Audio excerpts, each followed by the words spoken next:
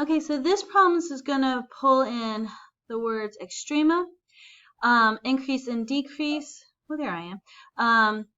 And then concavity. So notice here they went ahead and gave us the derivative. So we're going to go ahead, like all the other problems, set the derivative equal to 0, and you're going to solve for x. Okay, so I'm going to take out a 4x squared, and that leaves me with x minus 3 equals 0. Set each of the factors equal to 0 and solve for x. So here I get x equals 0 and x equals 3. Just like everything else, we have to create a number line. Okay, I'm going to pick some values to test. Okay, you don't have to pick the same values, but they have to fall in those intervals.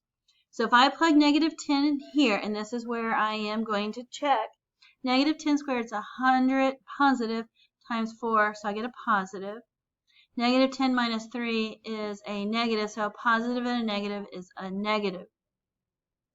Then plug, I am so sorry, plug 1 in, so 1 squared times 4 is positive.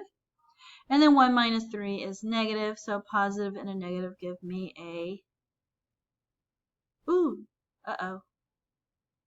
yeah, negative. I thought I did something wrong. And then plug 10 in here, and I get another positive, and 10 minus 3 is a positive, so here we go. So here, on the left of 0, I have a negative slope, and then on the right of 0, I have a negative slope. This is going to be neither a neither a max or a min. Okay, so the left of 3 we go down, and then the right of 3 we go up. So here I only have a relative minimum at x equals 3. Okay, part B says when are the intervals of f increasing or decreasing?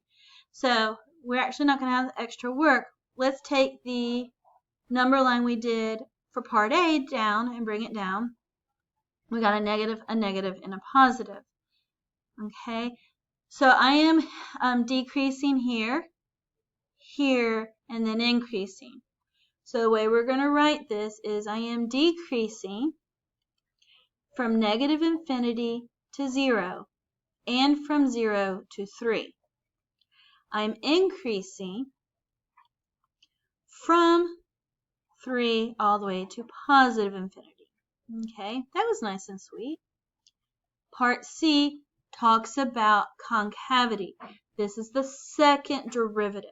So let's take the derivative, and that's f prime of x equals 4x cubed, I believe it's minus 12x squared.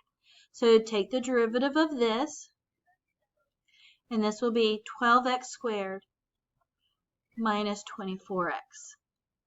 Like everything else, time's up. Take the derivative and set it equal to 0. So I'm going to factor out a 12x, and this will give me x minus 2. So my factors or critical points will be at 0 and at 2. So let's make another number line. And again, choose values. I'm going to choose my favorites. So again, I'm going to plug it into my factor. So 12 times negative 10 is a negative. And negative 10 minus 2 is a negative, so this gives me a positive.